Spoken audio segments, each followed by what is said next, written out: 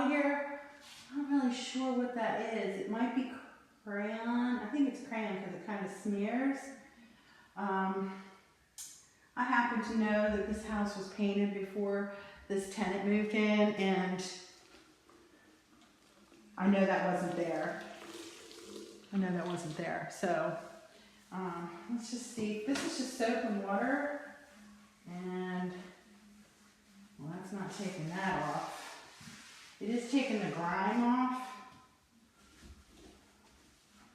This looks like some of the paint chipped off of here.